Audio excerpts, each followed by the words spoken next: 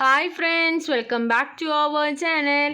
6ാം ക്ലാസ്സിൻ്റെ കേരള പാഠാവലി ക്ലാസ്സിലേക്ക് എല്ലാ കൂട്ടുകാർക്കും സ്വാഗതം. അപ്പോൾ നാളെ കൂട്ടുകാർക്ക് കേരള പാഠാവലി എക്സാമാണ്, അതായത് ക്രിസ്മസ് എക്സാം 2024 ആണ്.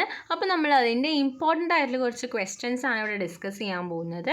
അപ്പോൾ നമുക്ക് നോക്കാം. ആദ്യത്തെ ക്വസ്റ്റ്യൻ, പരിശ്രമം ചെയ്യുകില്ലെന്തിനേയും എന്ന ശീർഷകം പാഠഭാഗത്തിന് ഉചിതമാണോ വിശകലനം ചെയ്യുക. അപ്പോൾ നമുക്ക് നോക്കി നോക്കാം. പരിശ്രമിക്കുകയും എന്തിനേയും വശത്താക്കാൻ കഴിയുമെന്നാണ് കവി പറയുന്നത്. പരാജയത്തിൽ തളരാതെയുള്ള കലാമിൻ്റെ പരിശ്രമമാണ് അദ്ദേഹത്തിന് ആത്യന്തികമായ വിജയം നേടിക്കൊടുത്തത്. ആദ്യം പരാജയത്തിൽ നിന്ന് പാഠങ്ങൾ ഉൾക്കൊണ്ട് പരിശ്രമിച്ചപ്പോൾ പരാജയത്തിൻ്റെ കാർമേഘങ്ങൾ നീക്കി വിജയത്തിൻ്റെ വെളിച്ചം ദർശിക്കാൻ അദ്ദേഹത്തിന് കഴിഞ്ഞു. ഇതിൽ നിന്ന് ഈ പാഠഭാഗത്തിലെ തികച്ചും അനുയോജ്യമായ ശീർഷകം തന്നെയാണ് നൽകിയിരിക്കുന്നത് എന്ന് നമുക്ക് നിസ്സംശയം പറയാം. മഹാന്മാരുടെ ജീവിതത്തിൽ നിന്നും നമുക്ക് പലതും ഉൾക്കൊള്ളാനുണ്ട്. സമൂഹത്തിൻ്റെ നന്മയ്ക്ക് വേണ്ടി നിരവധി കാര്യങ്ങൾ ചെയ്തവരാണ് അവർ.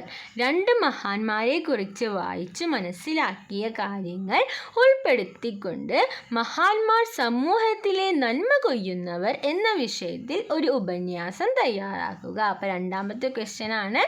നമുക്ക് നോക്കാം അതിൻ്റെ ആൻസർ. സാമൂഹ്യ നവോത്ഥാനം കൈവരിക്കുന്നതിൽ നേതൃത്വപരമായി പങ്കുവയ്ക്കുന്ന മഹത് വ്യക്തികൾ ഓരോരോ കാലഘട്ടങ്ങളിലായി ഉണ്ടായിട്ടുണ്ട്. നമ്മുടെ കേരളവും അത്തരം മഹാന്മാർ അനുഗ്രഹീതമാണ്. അക്കൂട്ടത്തിൽ പ്രഥമ സ്മരണീയമായ വ്യക്തികളാണ് ശ്രീനാരായണ ഗുരു, അയ്യങ്കാളി, ചട്ടമ്പി സ്വാമികൾ, വൈകുണ്ഠ സ്വാമികൾ, വക്കം മൗലവി തുടങ്ങിയവർ.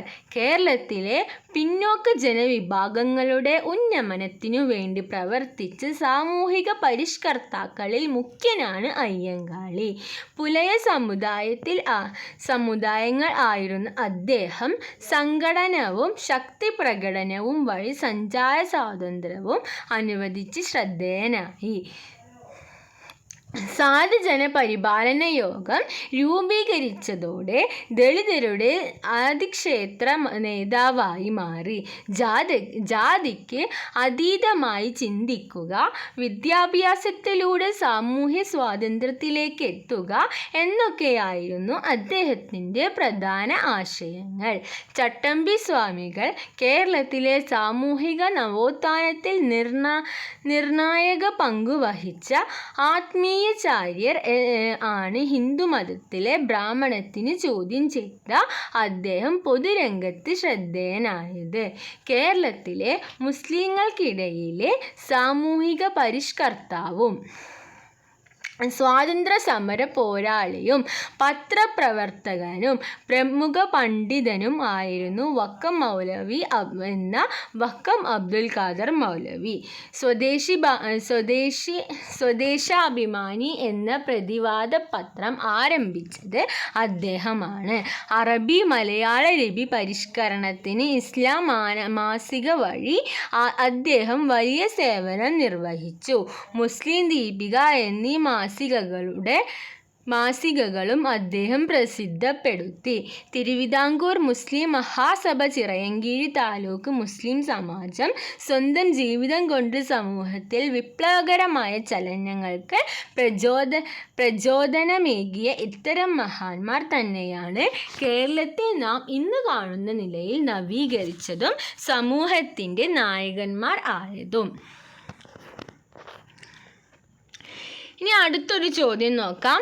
രത്നകിരീടം അണിഞ്ഞ രാജ്ഞിയാണ് മഞ്ഞുതുള്ളിയെ കവി വർണ്ണിച്ചിരിക്കുന്നത്. എങ്ങനെയെല്ലാമാണ് വിശകലനക്കുറിപ്പ് തയ്യാറാക്കുക. പുൽത്തലപ്പിൽ തിളങ്ങുന്ന മഞ്ഞുതുള്ളിയെ രത്നകിരീടം അണിഞ്ഞ രാജ്ഞിയോടാണ് കവി താരതമ്യപ്പെടുത്തിയിരിക്കുന്നത്. മഞ്ഞുതുള്ളിയുടെ സാമീപ്യം പൂക്കൾക്ക് ആനന്ദബാഷ്പവും പുഞ്ചിരിയും നൽകുന്നു. രാത്രിയിൽ വന്നു ചേരുന്ന മഞ്ഞുതുള്ളികൾ ഈശ്വരകാരുണ്യത്തെ ത്തിൻ്റെ നാമ്പുകളാണ്. അവയുടെ ലാവണ്യവും ശീതസ്പർശവും പരിശുദ്ധിയും ഹൃദയഹാരിയാണ്. ആകാശത്തു നിന്ന് ഏതോ ദേവത ഭൂമിയിലേക്ക് വിതറിയ മനോഹരമായ മഞ്ഞുകളായും ദേവസ്ത്രീ ഭൂമിയെ അണിയിക്കാനായി ചേർത്തുണ്ടാക്കിയ മനോഹരമായ അലങ്കാരങ്ങളുമായാണ് കവി മഞ്ഞുതുള്ളിയുടെ ലാവണ്യം വർണ്ണിച്ചിരിക്കുന്നത്. ഇനി അടുത്തൊരു ക്വസ്റ്റ്യൻ കൂടി നോക്കാം. ഫാമിലി പട്ടണത്തിലെ മുഴുവൻ എരുകളെയും തുരത്തിയ മടങ്ങിയത്.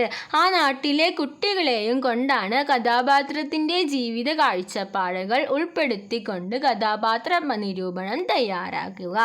എലിയുടെ ശല്യം മൂലം വലഞ്ഞ ഹാമലിൻ പട്ടണത്തിലേക്ക് വിചിത്രമായ വേഷധാരിയായ കുലത്തുകാരൻ എത്തുകയും എലികളെ മുഴുവൻ അവിടെ നിന്നു തുരത്തുകയും ചെയ്തു. എലിയെ തുരത്തുന്നവർക്ക് 1000 പൊൻപണം ഹാമലിൻ പട്ടണത്തിലെ മേയർ വാഗ്ദാനം ചെയ്തിരുന്നു. അതിൽ വിശ്വസിച്ചാണ് അയാൾ എലികളെ തുരത്താനെത്തിയത്.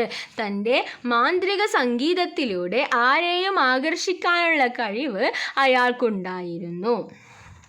ഏറ്റെടുത്ത ജോലി വളരെ ആത്മാർത്ഥമായി തന്നെ അയാൾ ചെയ്തു. പക്ഷേ വാഗ്ദാനം ചെയ്ത പണം നൽകാതിരുന്നാൽ അയാൾ നാട്ടിലെ കുട്ടികളെയും കൊണ്ട് അപ്രത്യക്ഷനായി യാതൊരു അക്ഷരവും എതിർത്ത് പറയാനോ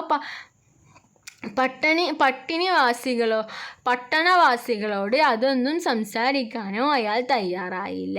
പണം നൽകാതിരുന്നാൽ അയാൾ ആ നാട്ടിലെ കുട്ടികളെയും കൊണ്ട് പ്രതീക്ഷിച്ചതായിരുന്നു അയാളുടെ ആ പ്രവൃത്തി ഒരിക്കലും ന്യായീകരിക്കാനാവില്ല. കാര്യം അയാൾക്ക് പട്ടണവാസികളോട് പറയാമായിരുന്നു. ഒരുപക്ഷെ അവർ അതിന് പരിഹാരം കണ്ടെത്തുമായിരുന്നു. ഇത്തരം സ്വഭാവമുള്ള നിരവധി വ്യക്തികൾ ഇന്നത്തെ സമൂഹത്തിലുമുണ്ട്. കാര്യം കഴിഞ്ഞാൽ വാക്കുപാലിക്കാത്ത നിരവധി വ്യക്തികൾ ഇന്ന് കാലഘട്ടത്തിലും ഉണ്ട്. ഇത്തരം പ്രവർത്തികൾ വലിയ ആപത്തുകൾ സമൂഹത്തിന് വരുത്തിവെക്കും. തനിക്ക് ന്യായമായി ലഭിക്കേണ്ട എന്തെങ്കിലും കിട്ടാതെ വന്നാൽ അതിൻ്റെ